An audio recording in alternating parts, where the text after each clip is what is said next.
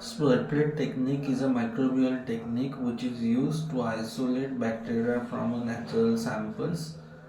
It is also used for the enumeration, that is counting the number of cells in a given sample.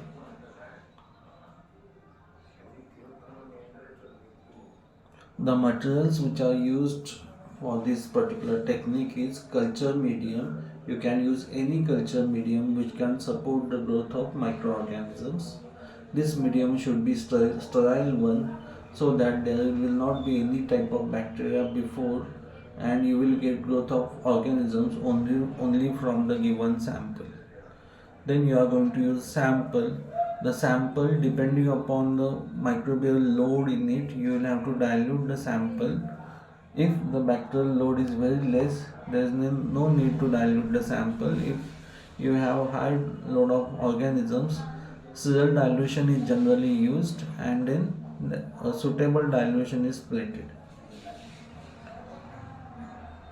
Petri plates will be required which are sterile, having that solid agar medium.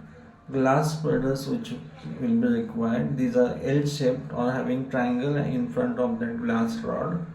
This is used to spread the sample on a plate. These spreaders can be sterilized by dipping it in the ethanol and then flaming it in a burner. Sterile pipettes will be required to transfer the sample on a plate.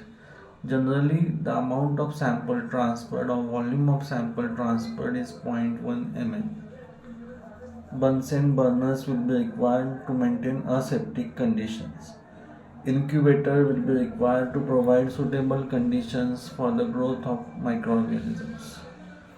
Alcohol will be required for disinfection purpose. Procedure of the spread plate technique. First, you need to prepare the sample. Depending upon the load of microorganisms in the sample, you will have to do the serial dilution, and then you will have to plate a suitable dilution on a plate. Inoculation of agar plates. Take 100 microliters or 0.1 ml of the sample and transfer it on an agar plate. Then the spreader that you are going to use, it need to be first sterilized. It can be done by dipping it in an alcohol solution and then flaming it, so that surface sterilization can be done, and now it can be used for spreading the sample which is added on a plate. The spreading should be done properly so that there will be homogeneous distribution of the bacteria throughout the plate, and the colonies will grow separately from the cells which are present in that sample.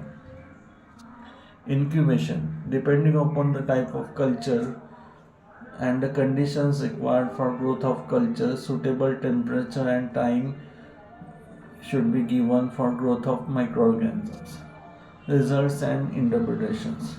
You are going to count the number of colonies which are formed on the second day after 24 hours, and that can be related with the number of cells present in a given sample.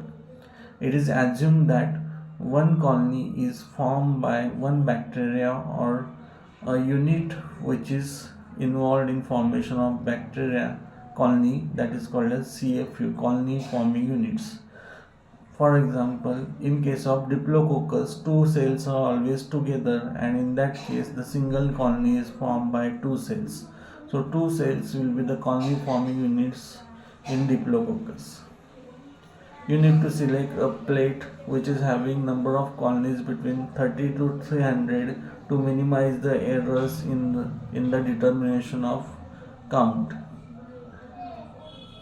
Applications of this particular method. This method is used for enumeration, that is counting the number of cells in samples such as food, water and clinical samples.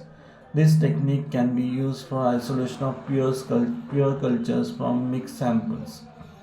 For the antibiotic sensitivity assay also, you need to carry out the spreading of the sample. So this particular technique can be used. Thank you.